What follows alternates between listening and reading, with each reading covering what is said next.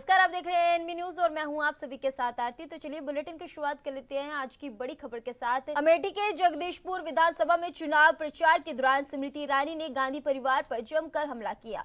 कहा कि कांग्रेस के कार्यकर्ता जब जीजा जी को मांग रहे हैं, पहले साले साहब को मांग रहे थे। इसके साथ ही प्रधानमंत्री नरेंद्र मोदी की तारीफ की। इस दौरान उन्होंने कहा कि नरेंद्र मोदी ना होते तो आज अयोध्या का यह नजारा ना होता। सुनिए।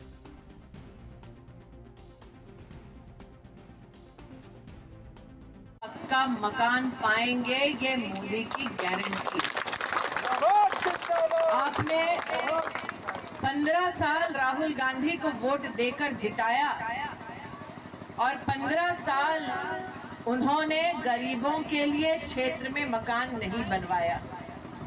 5 साल पहले आपने भारतीय जनता पार्टी का कमल बटन दबाकर मुझे सांसद बनाकर मोदी की सरकार में दिल्ली भेजा और तब से लेकर अब तक हमने अमेठी लोकसभा क्षेत्र में 1,14,000 घर बनवाए। मैंने सुरेश से कहा कि मात्र इसी ब्लॉक में लगभग 7,000 घर बनवाने का सौभाग्य 5 सालों में भारतीय जनता पार्टी को प्राप्त हुआ है। इन 5 सालों में आपकी सांसद के नाते पूरी अमेठी लोकसभा क्षेत्र में मैंने 4 लाख परिवारों को शौचालय बनवाकर दिया। प्रति परिवार अगर आप 4 सदस्य भी गिने तो इसका मतलब 15 साल जब राहुल गांधी सांसद थे तो क्षेत्र में 16 लाख लोग खुले में शौच करने के लिए मजबूर थे। यहाँ जितनी माताएं बहनें बैठी वो जानती हैं खुले में शौच करते वक्त कितना अपमान सहना पड़ता है, कितनी पीड़ा सहनी पड़ती है और कितनी बीमारियां सहनी पड़ती है। जब 15 साल राहुल गांधी यहाँ से सांसद रहे तब क्यों उन्होंने गरीब के लिए ना घर बनवाया ना शौचालय बनाया। उन्होंने सत्ता हासिल की और 5 सालों में नरेंद्र मोदी ने आपको क्षेत्र में सेवा दी। ये फर्क आज आपके सम्मुख प्रस्तुत करते आए।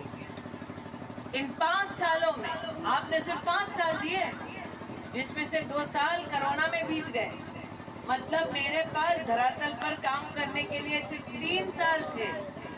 सही कह रही हूँ?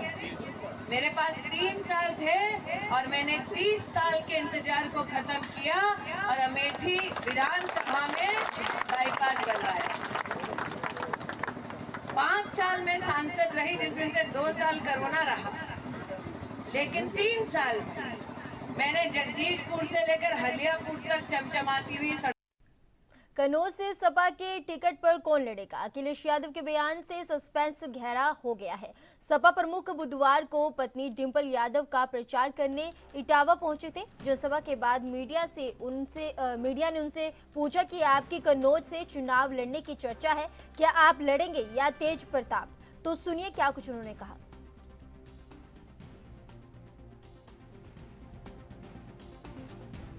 कन्नौज के लोगों का मानना है कि आपको चुनाव लड़ना चाहिए। सवाल कन्नौज का ऐतिहासिक जीत का है।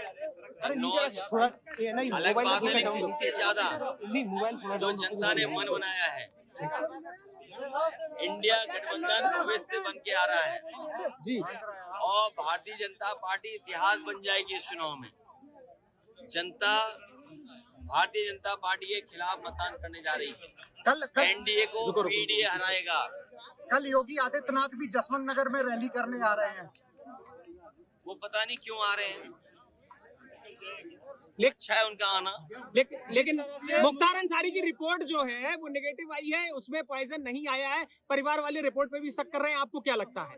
देखिए, जिस तरीके की बहुत सारी चीजें हो रही हैं, मान लीजिए आज एक पत्रकार जो विदेशी पत्रकार थी, जो अखबारों में हमने पढ़ा, उसे भारत छोड़ने के लिए कह दिया गया। लेकिन वही खबर ये भी मिल रही है कि सरकार ये कह रही क्योंकि वीजा में कुछ दिक्कतें थी इसलिए उन्हें विदेश जाना पड़ रहा है, अपने घर जाना पड़ रहा है भारत छोड़कर। सैम प्रसाद तो सच्चाई क्या है? जो संस्थाएं हैं वो संस्थाएं बीजेपी के लिए काम कर रही हैं। आपके थाने हैं, तहसील है, जिला एडमिनिस्ट्रेशन। अतुल गर्ग गाजियाबाद लोकसभा सीट से भाजपा उम्मीदवार है। इस दौरान उन्होंने कहा कि लोगों में बहुत जोश है और वो नरेंद्र मोदी को तीसरी बार प्रधानमंत्री बनाना चाहते हैं और कहा कि 2047 तक भारत को विकसित देश बनाना है।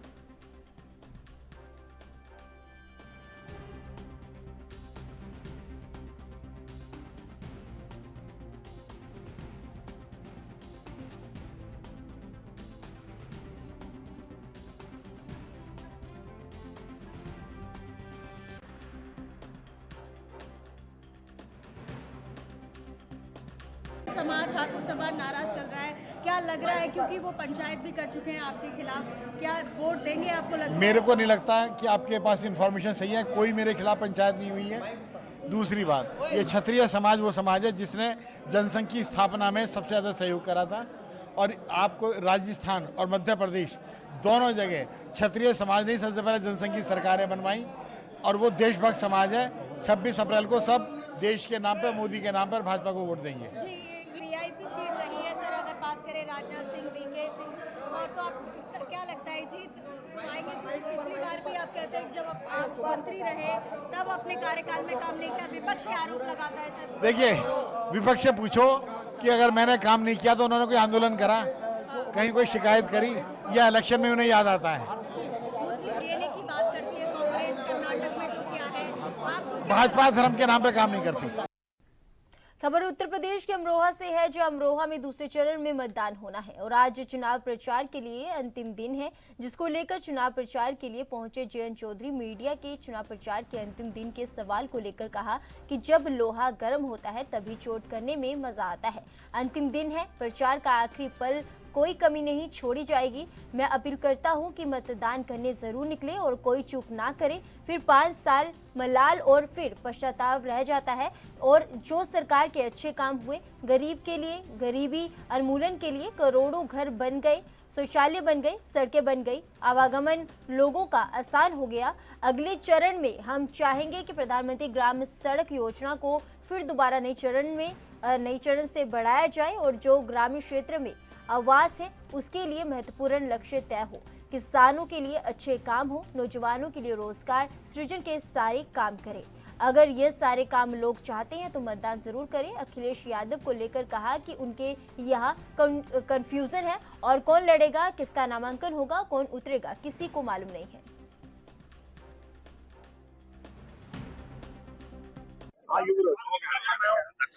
भाई पीछे ना बोलिए, जो आज की रणनीति, आज अंतिम दिन है चुनाव प्रचार का द्वितीय चरण के लिए, तो खास करके आज आपने जो यहाँ पर रैली की है उसमें क्या विशेष?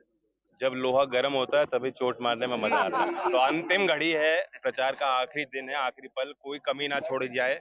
मैं अपील करता हूं कि मतदाता जरूर निकलें, कोई चूक ना करें, फिर 5 साल मलाल और पछतावा रह जाता है। अभी मौका है और सरकार की जो अच्छे काम हुए हैं गरीब के लिए, गरीबी उन्मूलन के लिए, करोड़ों घर बन गए, शौचालय बन गए, सड़कें बन गई, आवागमन लोगों का आसान हो गया। अगले चरण में हम चाहेंगे कि प्रधानमंत्री ग्राम सड़क योजना को फिर दोबारा नए चरण से बढ़ाया जाए। जो ग्रामीण क्षेत्र में आवास हैं, एक अच्छा महत्वाकांक्षी लक्ष्य उसके लिए तय हो, किसानों के लिए अच्छे काम हो, नौजवानों के लिए रोजगार सृजन के लिए सरकारें काम करें। अगर ये सारे काम लोग कराना चाहते हैं तो मतदान जरूर करें। गठबंधन के प्रत्याशी जो है अमरोहा के, वो साफ तौर पे कह रहा है कि प्रधानमंत्री आते हैं तो और मुख्यमंत्री आते हैं तो वो सिर्फ पूजे कोष की। तो मैंने तो आज नाम भी नहीं लिया बेचारे दानिश का। उनके यहाँ कंफ्यूजन है, कौन उतरेगा और कौन लड़ेगा और किसका नामांकन होगा, किसको सिंबल मिलेगा, किसी को मालूम ही नहीं है, उन्हें खुद नहीं मालूम।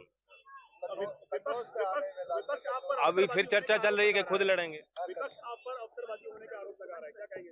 राजनीति के मूल संस्कार को वो समझें। राजनीतिक पार्टियां अलग अलग हैं, विचार अलग अलग हैं, सबकी कोशिश होती है सत्ता में आओ और अपने काम हो। आम आदमी पार्टी हमने अपनी नीति नहीं छोड़ी, विचार नहीं छोड़े, उन्हीं विचारों को लेकर चलेंगे। सिंह कह रहे हैं कि गुजरात से इन्होंने जो है तानाशाही की शुरुआत कर दी है सूरत से, ये डर बनाया जा रहा है, भैया आएंगे तो संविधान खत्म हो जाएगा। प्रधानमंत्री खुद कह रहे हैं, अब इनकी बात पे विश्वास करें, प्रधानमंत्री पे करेंगे। प्रधानमंत्री कह रहे हैं कि मैं संविधान की शपथ मैंने ली है, संविधान का सम्मान मैं करता हूं, देश के लिए ग्रंथ है ये। भारत का संविधान कोई नहीं बदल सकता। भारत के संविधान की जो मूल धारणा है उस पर कोई छेड़छाड़ नहीं कर सकता है, सरकार किसी की हो जाए।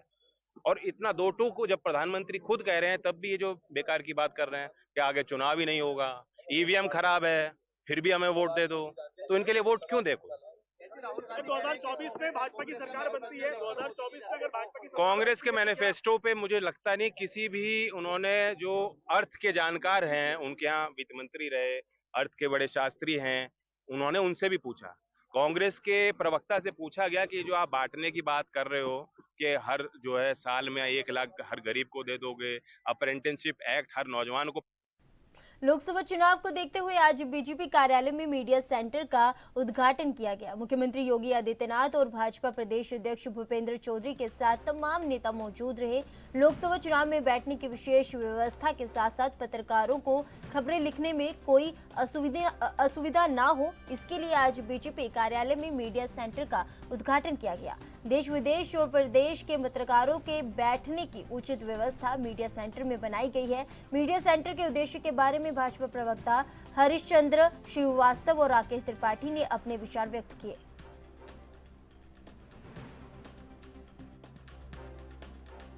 आज मीडिया सेंटर का उद्घाटन किया गया है बीजेपी कार्यालय में। इसका मेन उद्देश्य क्या है आज? देखिए, लोकसभा चुनाव को दृष्टिगत रखते हुए बहुत बड़ी संख्या में पत्रकार देश विदेश से राजधानी लखनऊ आ रहे हैं और ऐसे में बड़ी संख्या में जो पत्रकार पहुंच रहे हैं उनको समय पर सूचनाएं मिल सके, पार्टी के नेताओं के कार्यक्रमों की जानकारी मिल सके, उनके बैठने की व्यवस्था यहाँ हो सके, वो अपनी खबरें लिख सकें, अपनी खबरों को टेलीकास्ट कर सकें। इस तरह के लिए एक मीडिया सेंटर एक सेतु के माध्यम के रूप में बनाया गया है। और आज मुख्यमंत्री योगी आदित्यनाथ जी ने, उत्तर प्रदेश भारतीय जनता पार्टी के अध्यक्ष श्री भूपेंद्र चौधरी जी ने आज इसका उद्घाटन किया है कि पत्रकारों की सुविधा के लिए है और भारतीय जनता पार्टी के विषय, नीतियां, कार्यक्रम, उपलब्धियां ये जनता तक पहुंचाई जा सके, ये मीडिया के लिए एक स्थान बनाया गया। धन्यवाद। सेंटर का बीजेपी कार्यालय में उद्घाटन किया गया है, इसका मेन उद्देश्य क्या है? क्योंकि भारतीय जनता पार्टी जो लोकतंत्र का जो महाउत्सव है, महापर्व है, आम चुनाव, वो पूरे प्रदेश में, देश में चल रहे हैं। ऐसे में इस उत्सव को लेकर के मीडिया बंधुओं सबकी अपनी अपनी उत्सुकता रहती है और मीडिया सेंटर का आज माननीय मुख्यमंत्री आदरणीय योगी आदित्यनाथ जी ने, हमारे माननीय प्रदेश अध्यक्ष आदरणीय भूपेंद्र चौधरी जी ने और हमारे प्रदेश के महामंत्री संगठन आदरणीय धर्मपाल जी ने मीडिया सेंटर का उद्घाटन किया है। और मीडिया सेंटर के उद्घाटन का जो उद्देश्य है कि जो हमारे पूरे प्रदेश से जो मीडिया के बंधु आएंगे उनको हमारा जो मीडिया का प्रबंधन है, वो उनको जो जानकारियाँ वो चाहते हैं, जो सूचनाएँ वो चाहते हैं, वो हम उनको बेहतर ढंग से उपलब्ध करा सकें और उनके लिए जो भी मीडिया की दृष्टि से आवश्यक है वो उनको सहूलियतें हम उपलब्ध करा सकें। तो इसलिए व्यवस्था की गई है और वहाँ बैठने की प्रॉपर व्यवस्था है ताकि कोई पत्रकार मित्र आएंगे तो वहाँ बैठ सकते हैं और अपनी जो उनके जानकारियाँ हैं जो चाहते हैं वो मीडिया से उनको प्राप्त हो। धन्यवाद। फिलहाल के लिए ANB न्यूज़ में मेरे साथ बस इतना ही। आप बने रहे ANB न्यूज़ के साथ। नमस्कार।